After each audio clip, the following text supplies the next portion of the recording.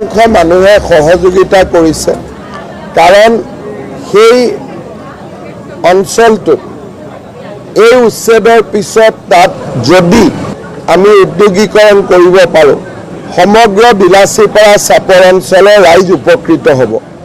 90% ৰাইজে সেইকাৰণে নিজে আঁতৰি গৈছে।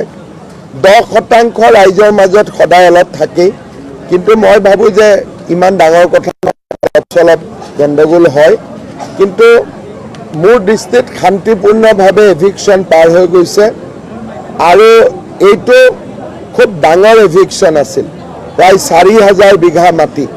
সেইকাৰণে অলপ চলপ গণ্ডগোল হ'ব বুলি আমি আশাও কৰি আছিলোঁ।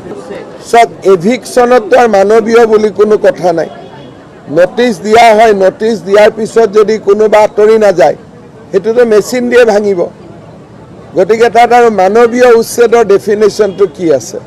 আৰু জংগী আন্দোলন কৰিলে আমিও জংগী ব্যৱস্থা ল'ম, ইমানে কথা।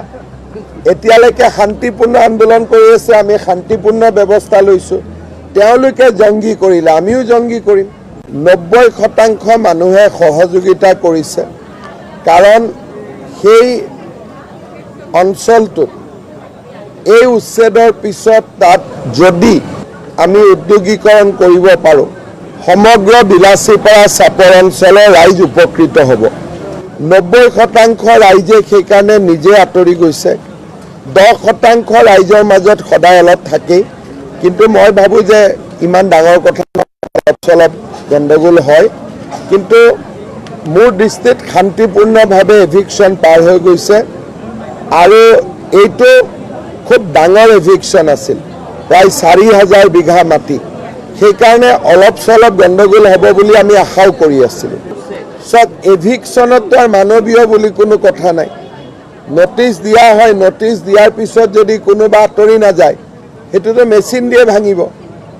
গতিকে তাত আৰু মানৱীয় উচ্ছেদৰ ডেফিনেশ্যনটো কি আছে?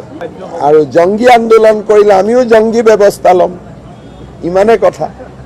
এতিয়ালৈকে শান্তিপূৰ্ণ আন্দোলন কৰি আছে, আমি শান্তিপূৰ্ণ ব্যৱস্থা লৈছোঁ। তেওঁলোকে জংগী কৰিলে আমিও জংগী কৰিম।